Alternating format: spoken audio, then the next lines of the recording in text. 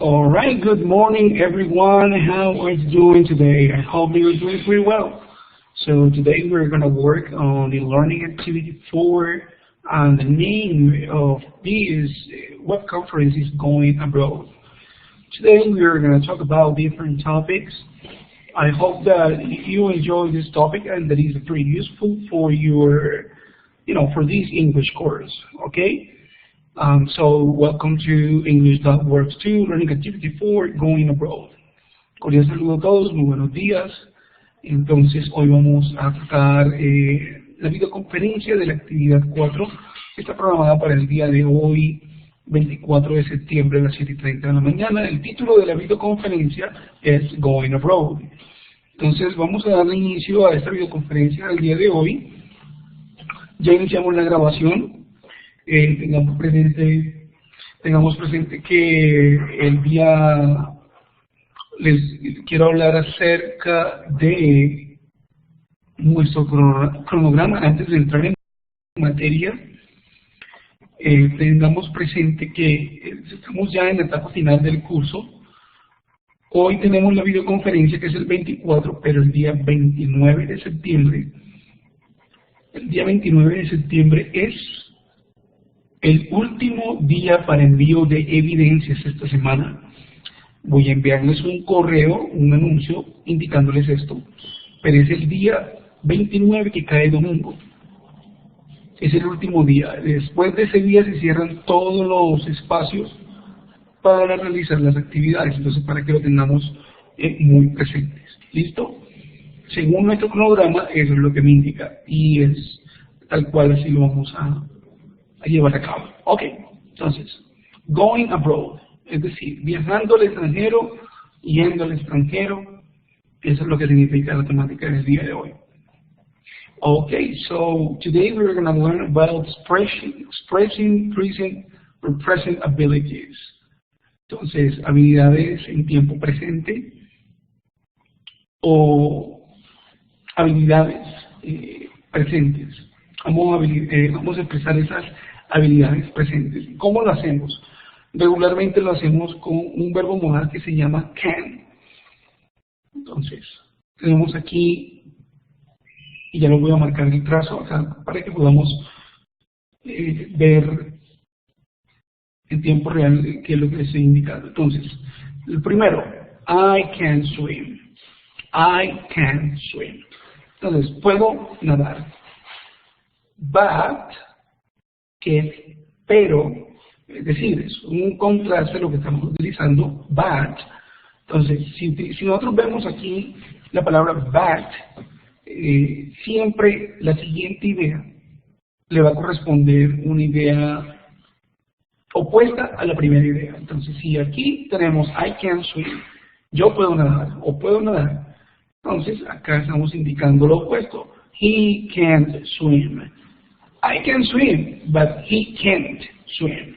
Entonces, muchas veces el can, a veces cuando nosotros hacemos la negación del can't, muchos de los americanos no suena la T, sino que simplemente al abrir la boca en A, y en lugar de decir A, uno dice E. Ya con eso podemos estar haciendo una negación. Ahora, eso cuando uno está hablando rápido, uno une todo. Entonces, eso es a lo que me refiero. Entonces, yo puedo decir, I can swim, but he can't swim. Entonces, ahí no me sonó la T.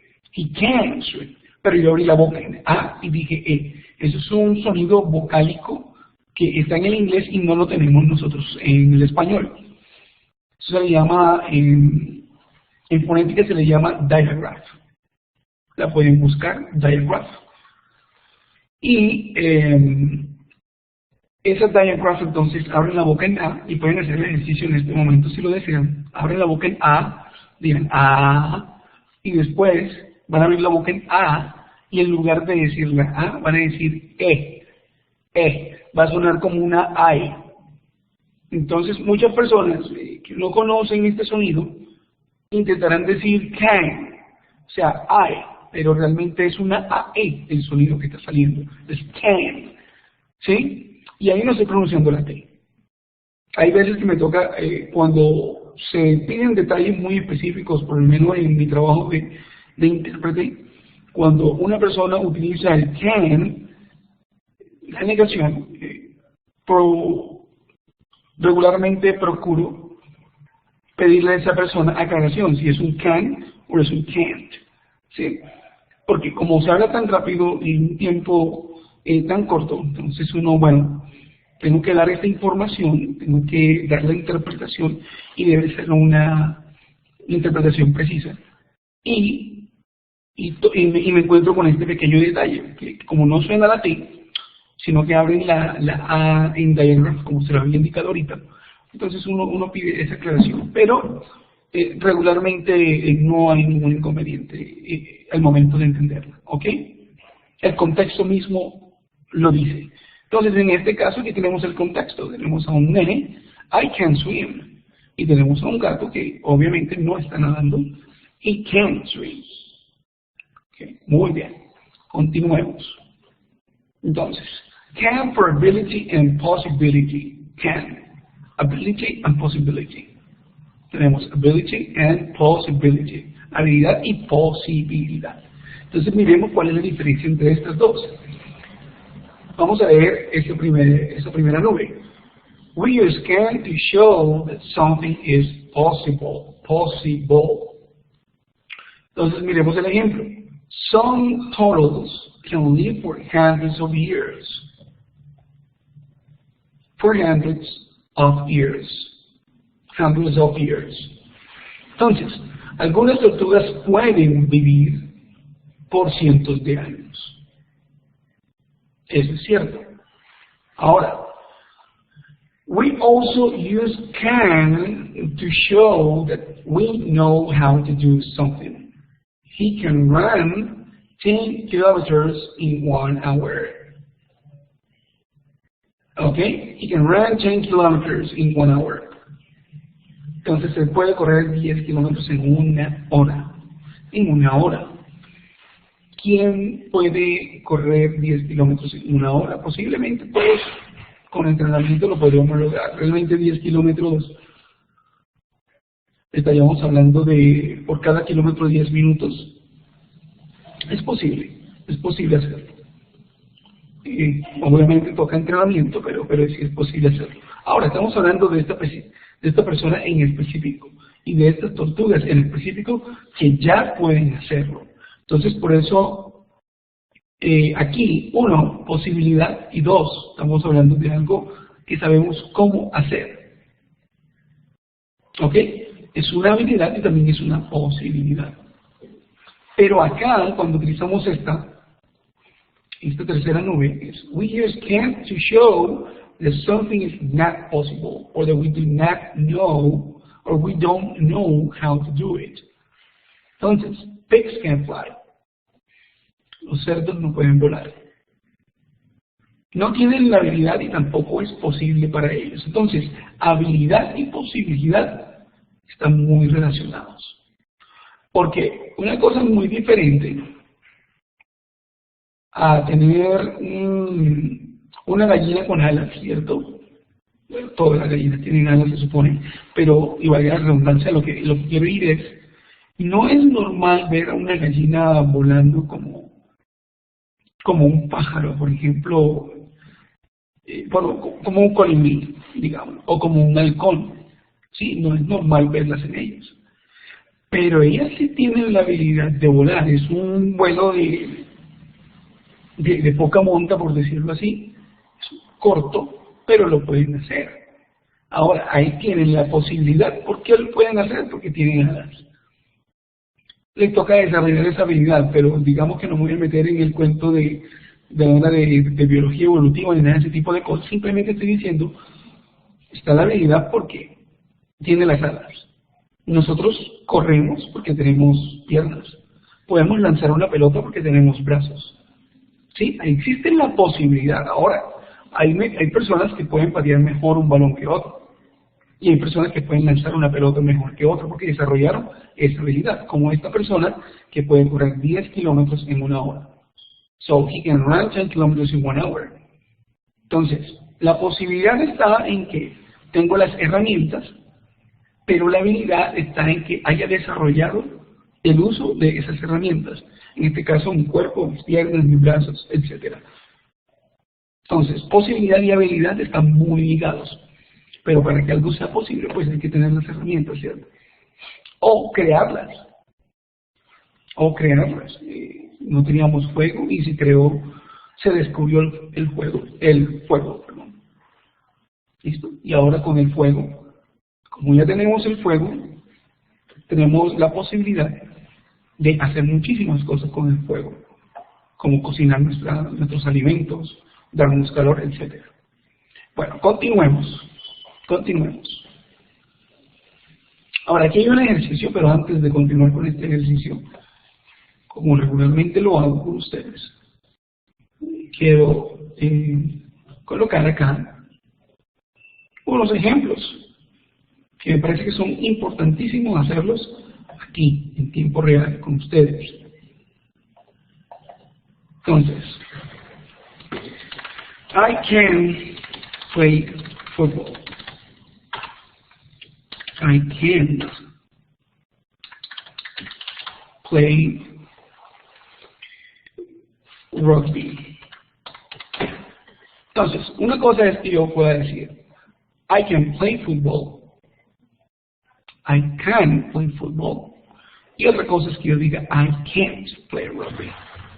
Ahora, vamos a hacerlo con el contraste que les había enseñado. Vamos a armar esto en una sola frase.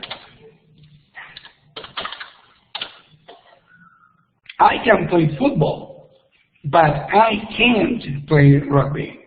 Puedo jugar fútbol, pero no puedo jugar rugby. En este caso, estamos hablando de habilidad.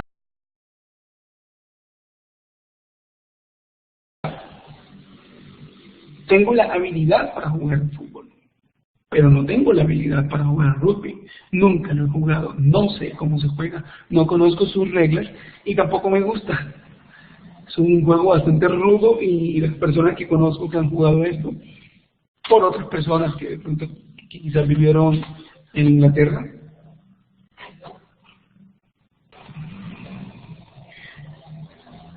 permítanme, que me están diciendo acá que no hay sonido. ¿Verán que me pueden escuchar? Sí me puedes escuchar. Repíteme por favor que sí me estás escuchando. Blanca, ¿me escuchas?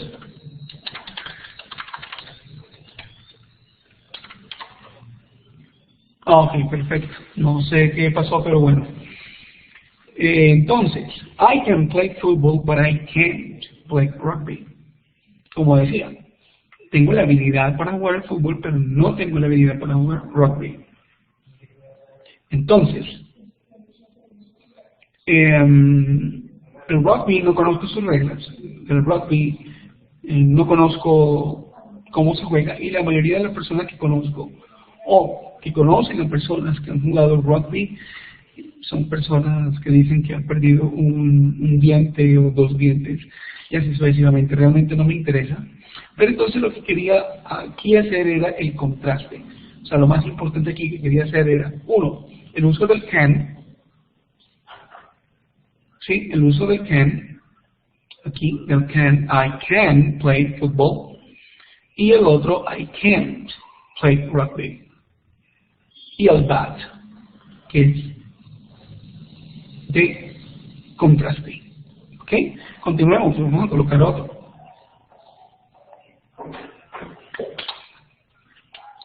She can dance salsa. That she can dance hip hop.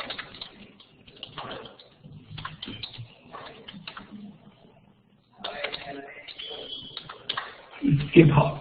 Entonces, she can dance salsa, but she can't dance hip hop. Ella puede bailar salsa, pero no puede bailar hip hop. Dos habilidades muy diferentes. Ahora, el can lo podemos utilizar con todos los pronombres. I, you, we, they, he, she, it. Todos van con el can. Todos absolutamente van con el can. Es decir, que acá no hay diferencia. Y el can, la forma negativa del can es can't o cannot. Y allí tenemos la forma como se niega. ¿Cuál es la estructura que utilizamos para crear o para usar el can o el can't para demostrar habilidad? Sencillo. Permítanme alargo esta parte de acá. Entonces, lo que hacemos es que tenemos pronombre o sujeto.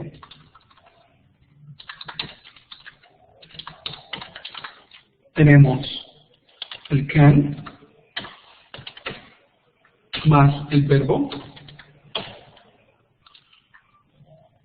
más el complemento. Si ustedes siguen esa regla, listo, entonces podemos utilizar they después del este es el pronombre sujeto. Vamos a decir ellos mejor Juan y María. Listo, tenemos Juan y María. Can, hablamos de una habilidad, por ejemplo, can read fast, pueden leer rápido. But José can't read fast. Listo. Se dan cuenta aquí, este viene siendo el pronombre Juan. Tenemos el pronombre Juan and María. Son ambos, entonces estamos hablando de ellos. Después, ¿qué nos dice acá la estructura? Utilizamos el can. Y después del can viene el verbo read. Y el read debe ir en su forma infinitiva, es decir, en su forma natural. No tiene ninguna ing, no deben agregarle el to, porque el can no va con el to. El can es un verbo modal que no acepta la preposición to. Entonces, sería un error decir, por ejemplo, solamente para que ustedes lo conozcan.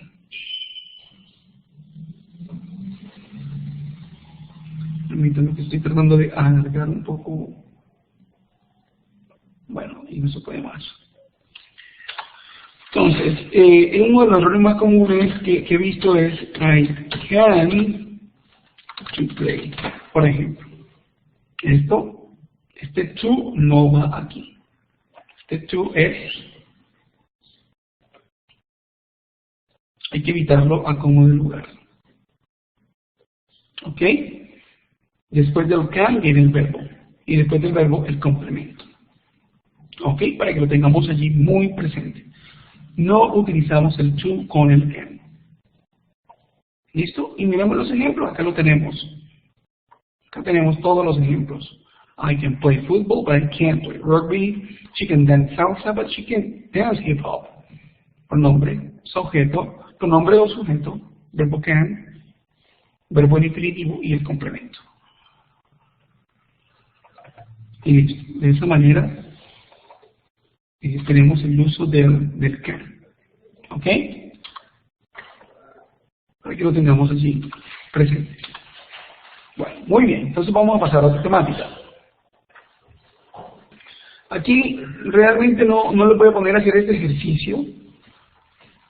No creo que sea necesario hacer este ejercicio.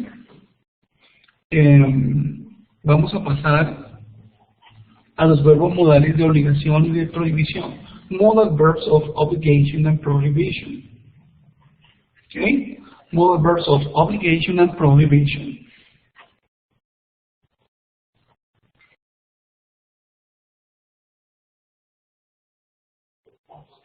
Entonces, en la forma presente tenemos el must y el mustn't. Positive, strong obligation. Cuando está en su forma positiva, el must es una obligación fuerte. Por ejemplo, I must study today. Tengo que estudiar hoy. Debo. ese debo es de tengo, ¿sí? Cuando utilizamos el must, la traducción es el debo, pero es un deber de obligación, no es un deber de, cuando muchas personas utilizan el, debo estudiar hoy, incluso en el tono que emplean las personas, como debo estudiar hoy, es como que existe la posibilidad de que no lo haga, porque el tono lo dice mucho. Nosotros podemos, con la inflexión de nuestro tono, podemos decir si lo vamos a hacer o no lo vamos a hacer. Y en este caso, I must study today, se debe hacer o se debe hacer porque es una obligación. I must study today. Si no estudio hoy, voy a perder el curso, o voy a perder la materia, o si no estudio hoy, quizás pues no me pueda graduar de la universidad o del colegio, etcétera. Entonces, ese must es de tengo, debo, pero de tengo, ¿sí? Entonces, cuando está en forma positiva, es una obligación fuerte. Cuando está en negativo, como en este caso mustn't, aquí, esta segunda parte, mustn't, está hablando de una prohibición, it's a prohibition. You mustn't smoke here. You mustn't smoke here. ¿Ok? No debes fumar aquí. Te está diciendo realmente, no puedes fumar aquí. Le está diciendo prohibido fumar aquí. Si ustedes ven esta señal aquí, para hacer cualquier u otra actividad, recuerden que están diciendo está prohibido rotundamente hacer de tal actividad allí. Y al igual que acá que el can, tiene la misma estructura, lo único que cambia es el verbo modal. Ahora ya vamos a mirar para que no tengan dificultad en eso, yo les voy a poner unos ejemplos. Ahora, tenemos otro verbo modal, este es más un semimodal, porque utiliza un auxiliar en su negación. Entonces, por eso digo que, y por eso se le conoce al have to y al don't have to como un verbo semimodal. No modal completamente, sino semimodal, porque está empleando otro auxiliar que es el do, o el does, o el don't, o el doesn't, para hacer la negación.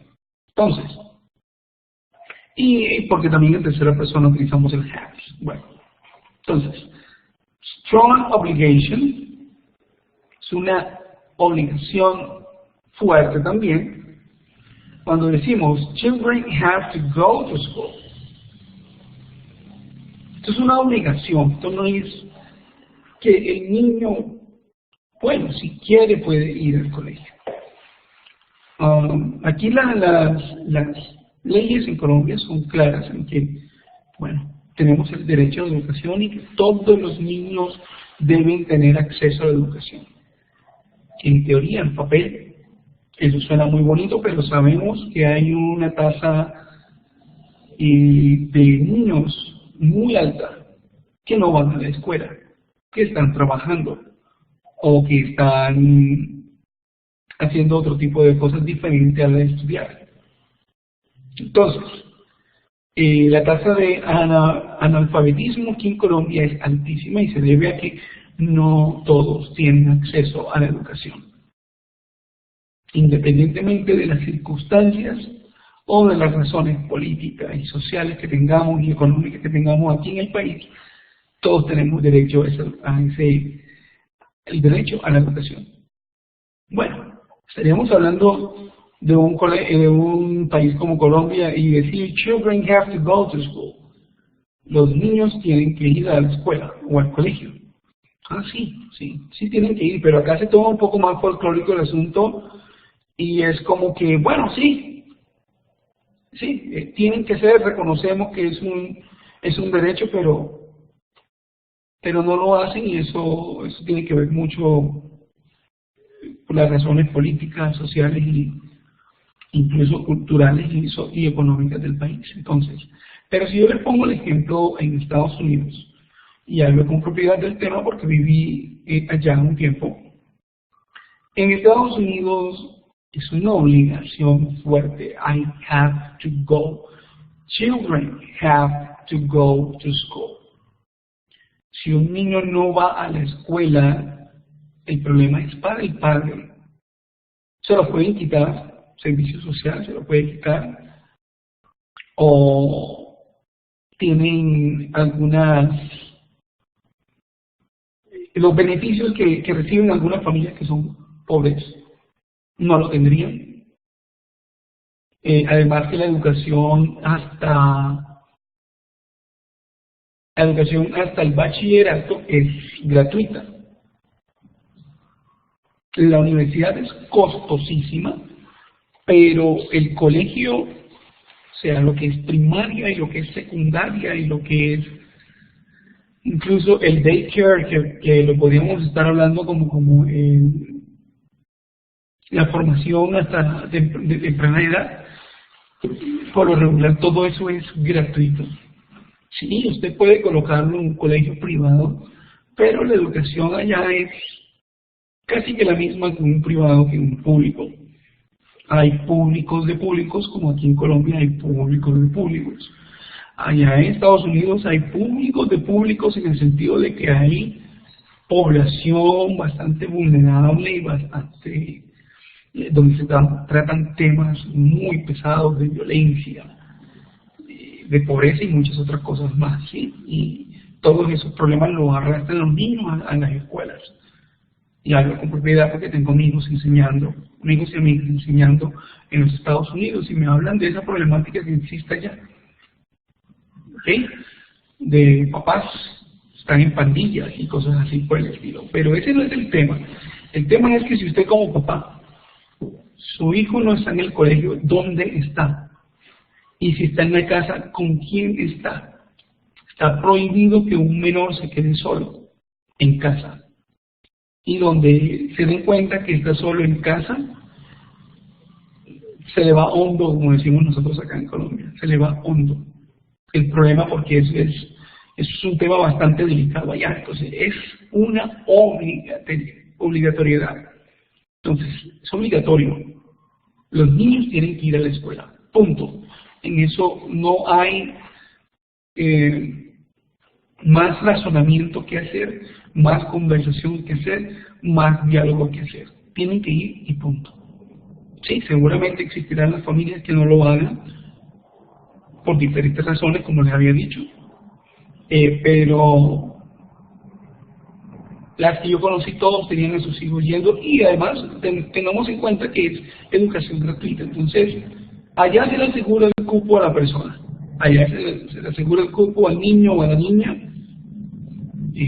y seguramente es dependiendo de la cercanía donde esté.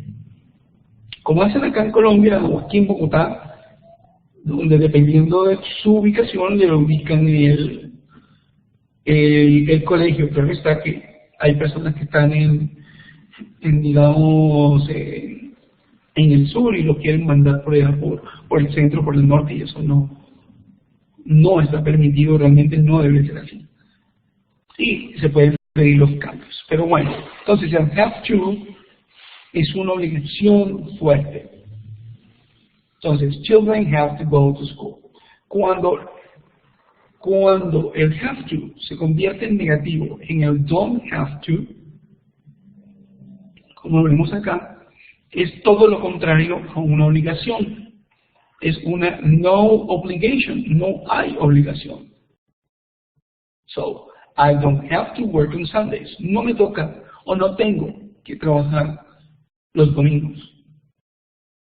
No tengo que trabajar los domingos. You don't have to eat anything you don't like.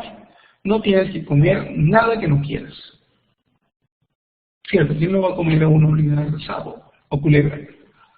O algún otro tipo de alimento que uno dice, bueno, que en nuestra cultura uno no lo ve bien. Y pues en la China, y también hablo con propiedad de este tema porque tengo amigos que viven en la China, que trabajan en la China y que en algún momento contrataron los servicios de un chef para saber qué era lo que estaban comiendo, porque querían comer realmente carne, porque querían comer realmente pollo, porque querían comer realmente cerdo, y no que se lo estuvieran pasando como por culebra o cualquier otro tipo de cosas.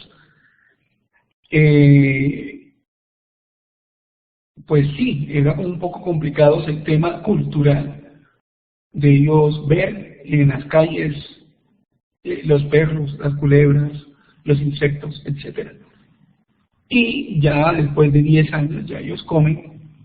La cultura te arrastra y te lleva a un punto en que o sobrevives de esa manera o simplemente váyase de este lugar porque o lo haces o mejor no estés acá. Ya después de 10 años ya ellos comen lo que les pongan, lo que les pongan. Y dicho por ellos mismos, que son algunos amigos míos. Entonces, you don't have to eat anything you don't like. No tienes que comer nada que no quieras. Ahora, si te haces un país como ese, bueno, si no quieres comer nada de eso, lo mejor que puedes hacer es irte del país. Porque podrás vivir un año comiendo McDonald's y KFC, que es Kentucky Fried Chicken, ¿cierto? O un Burger King o cualquier otro tipo de cadena, negocio de cadena como esos, pero llegará un punto en que ya no podrás, hacer eso. Ok, entonces, you don't have to eat anything you don't like. Recuerden que lo que comemos depende mucho de nuestra cultura, ¿cierto? Entonces, para que lo tengamos allí presente. Pero ahora, lo que les estaba hablando, have to es una obligación, el don't have to es una no obligación. ¿Listo? Entonces, have to and don't have to. Muy bien. Ahora continuemos. Tenemos, antes de hacer este ejercicio, voy a hacerles acá, voy a abrir otra página en blanco, voy a darles una breve explicación de la estructura del must y del have to. Entonces, must y have to, or don't have to, or mustn't.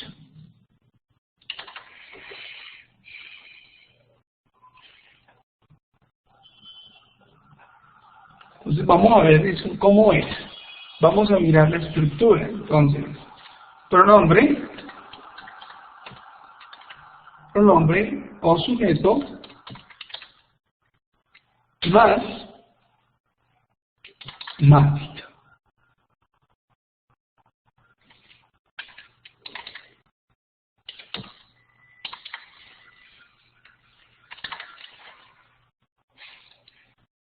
Más el verbo, más es complemento. Y mirémoslo. I must study today.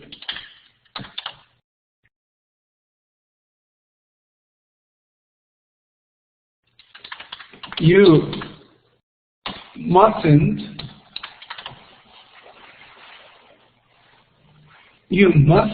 perdón, antes escribí mal esto.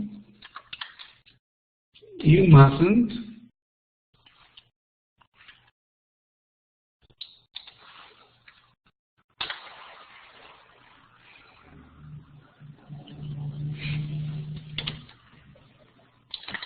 speak loud in the library. Entonces, mirémoslo. Aquí está. Must. Tenemos pronombre primero, I. Después el uso del must. Después el verbo. Y después el complemento, que en este caso es una expresión de tiempo. I must study today. Acá tenemos otro. You, que es pronombre. You mustn't forma negativa. Después el verbo speak, que es hablar. El loud, que es fuerte. Entonces aquí lo podemos unir, speak loud, hablar fuerte. Y el complemento, que es lugar, in the library, en la biblioteca. Entonces no puedes, no debes, está prohibido hablar fuerte en la biblioteca. Muy bien, eso es con respecto al más.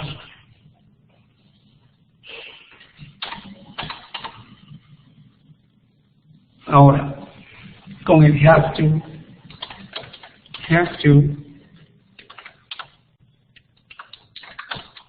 don't have to. Vamos a ver. I have to go home. I don't have to go home. Es lo mismo que lo otro. Pronombre. El verbo have. To. El verbo. El complemento.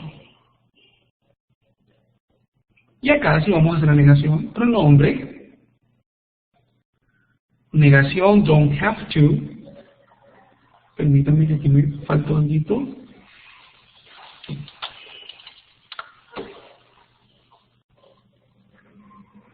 Verbo, complemento, go home.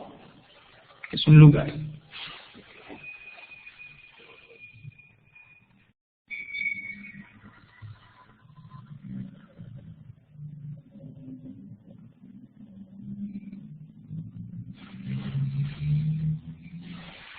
Entonces ahí tenemos I have to go home and I don't have to go home. La forma interrogativa del must y del have to, perfecto, muy buena pregunta. Miremos la forma interrogativa de estos entonces. Resulta que acá tengo, vamos a utilizar primero el must. I must study today. Must I study today? Lo que hacemos es que, como en todo, lo que utilizamos estos verbos modales o los auxiliares es que se invierte el nombre del pronombre, la posición del pronombre y la posición del verbo auxiliar o del verbo, en este caso, modal. Entonces, más pasa a estar de primero. Aquí más pasa de primero y después el pronombre y lo demás sigue igual. Más I study today.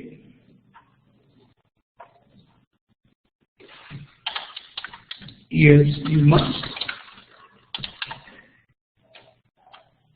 No, you mustn't.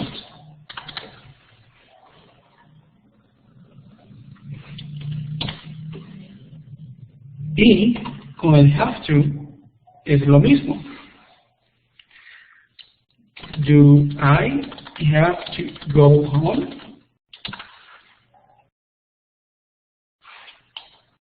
O más bien, do you have to go home? Yes, I do. No, I don't. Es la forma corta. Pero recordemos que esto también puede ser yes, I have to go home, que es la forma larga. Y acá con el don't podemos decir no, I don't have to go home. ¿Qué pasa con el have to y el don't have to? Como les había dicho, tenemos un auxiliar que utiliza el does, el do,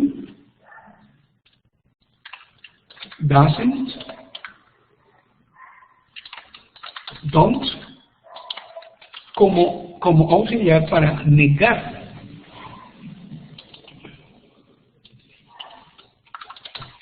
para negar la frase o para hacer la pregunta. En cambio, el must y el can, con have, para hacer preguntas y para hacer negaciones, sí. Acá me están haciendo una pregunta. Con el have to, siempre debo utilizar el do y el does. Si estás haciendo una oración afirmativa, no necesitas ni el don't ni el doesn't. Pero si estás haciendo una negación y estás haciendo una pregunta, sí necesitas utilizar el do y el does. Ahora, vamos a complementar esta parte.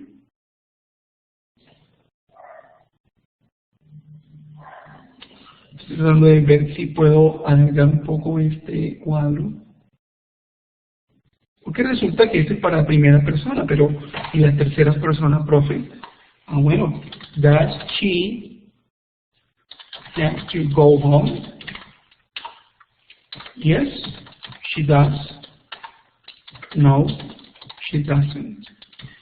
Este tema del have to se tiene que tratar como si este fuera un verbo en el presente simple. Recuerden que, do you play football? Does she play basketball? Ese es el presente simple. Hay que revisarlo un poco porque a esta, digamos que a esta temática que ya hemos visto, el pasado simple, y estamos entrando a los verbos modales. El presente simple debe ser algo que ya ustedes deben estar manejando, y si no, pues se puede practicar un poco, ¿sí? En todo caso, a lo que voy es, se trabaja como un presente simple, para hacer la pregunta y para hacer la negación. Entonces, la pregunta se hace con el auxiliar do o does. Si nos damos cuenta aquí, vamos a hacer un pequeño review de una. Do, y después pronombre, y después el verbo, have to, y después el otro verbo, y el complemento. Se responde si es positivo, yes I do, no I don't, o si es en forma larga, yes I have to go home. No, I don't have to go home. Y para la tercera persona, does. Y la tercera persona son el he, el she y el it, ¿cierto? Entonces siempre en el presente simple vamos a utilizar el does para hacer preguntas con el he, she, it, o para hacer las negaciones con el he, she, it. Entonces, does she have to go home? Yes, she does. No, she doesn't. Ahora, si yo quiero hacer esta larga, aquí, yes, she has to go home.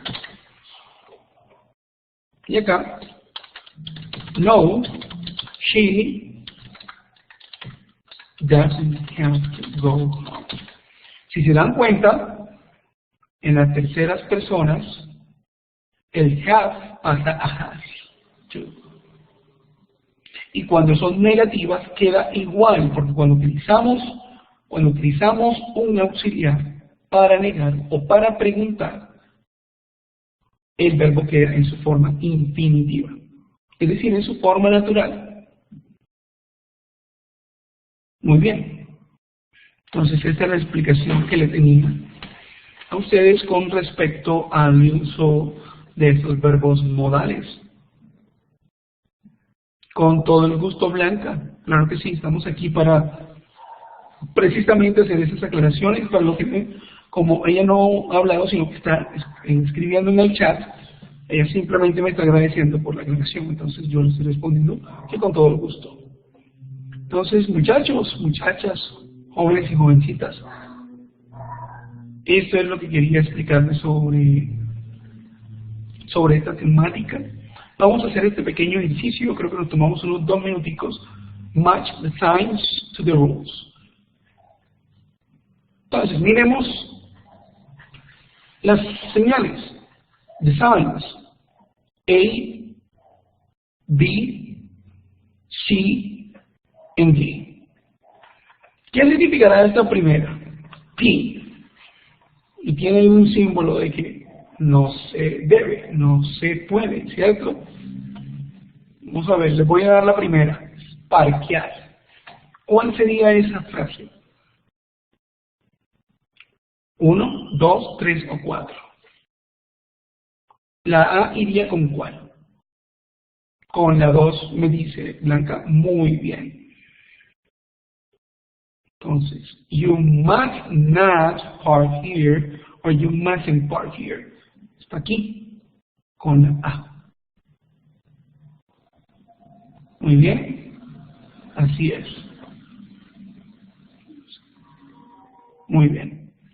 Ahora, la B, ¿cuál sería? Con la 3, muy bien. You must not eat sugar. No debes comer azúcar. Aquí la tenemos. You must not eat sugar. Disculpen que no pueda hacer la flechita bien, pero para dibujar en esto es como complicado. Aunque también con el lápiz no soy bueno para dibujar. La C, foul language, que es vocabulario vocabulario obsceno. Es la 4, muy bien. You must not use bad language. Foul language. Aquí. Muy bien. Y por último, bueno, más fácil porque ya hemos finalizado, es no swimming. You must not swim in the lake. Aquí lo tenemos. Correcto. Entonces, leo la primera. You must not swim in this lake. You must not park here. You must not eat sugar. And you must not use bad language. Y allí tenemos el uso de los verbos modales con el must.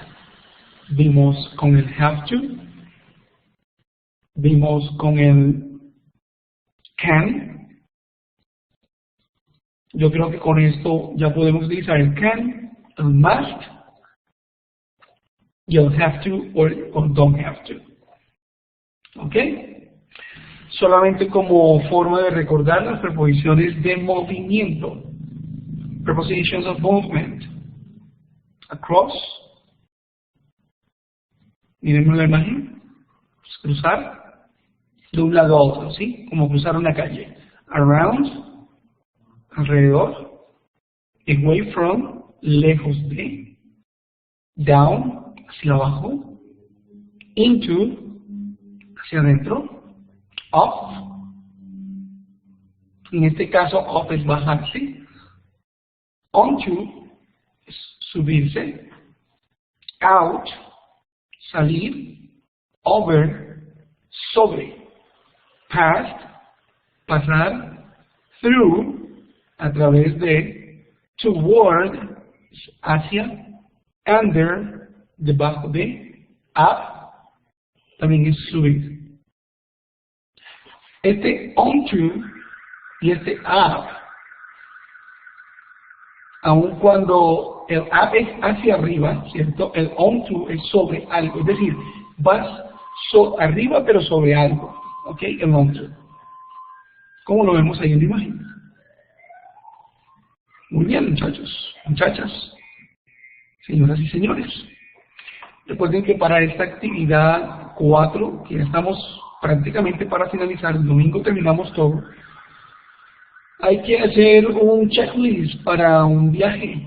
Este es un ejemplo. Este es el ejemplo de aquellas cosas que ustedes pueden llevar para ese viaje. Mírenlo. Entonces, make arrangement for pets. Si usted tiene animales en casa, por ejemplo, mascotas, usted tiene que hacer make arrangements for pets. Si tiene plantas, make arrangements for plants. Si tiene que pagar cuentas, pay bills due. Si no tiene el pasaporte ni identificación y la necesita, bueno, get passports or IDs. Si usted consume algún tipo de medicina, get prescriptions. Tiene una casa grande y tiene un patio enorme, do yard work. Lista de contactos o de teléfonos importantes, tarjetas de créditos, tiquetes para el carro en caso de que se vayan, ya sea por avión o se vayan por carro. Notify friends and family, notificar familia o amigos o familia. Clean the house, clean the kitchen. Ya saben, arreglar la casa, ¿cierto? Limpiarla. O la cocina. Y etcétera. No voy a ir a cada uno de esos, pero son como algunas cosas que serán necesarias y que de hecho le ayudarán mucho a ustedes para el próximo viaje que ustedes tengan. Hacer un listado de las cosas que ustedes deben hacer antes de poderse ir. Nosotros acá en Colombia no nos enseñaron, o por lo menos a mí nunca lo hicieron, y la mayoría de las personas siempre que vamos a viajar, me voy para Cartagena, listo, compro los tiquetes y arreglo toda la cuestión que tiene que ver con mi estadía, ¿cierto? Y cuánto dinero me voy a gastar. Pero muchas veces es hasta allí donde digamos en nuestra preparación para un viaje.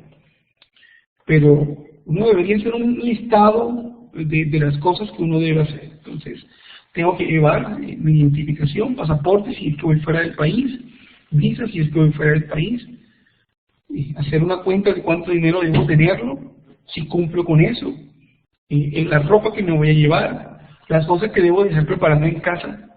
Te vas por 15 días, por un mes, ¿quién te va a pagar a ti las cuentas digamos, de agua, luz, gas, internet, arriendo, etcétera?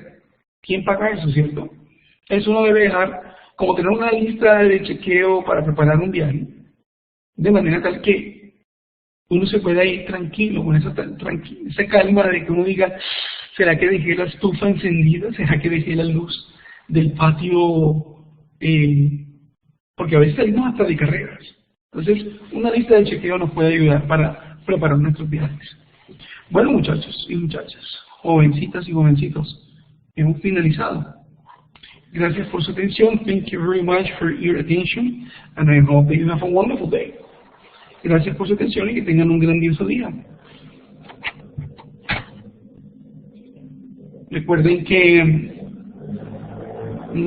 para salir la ventana, arriba hay unas pestañas, ayuda, salir de sesión y archivo, salir. Y con eso damos por finalizada la sesión del día de hoy. Muchas gracias, todos los éxitos de este día y de esta semana.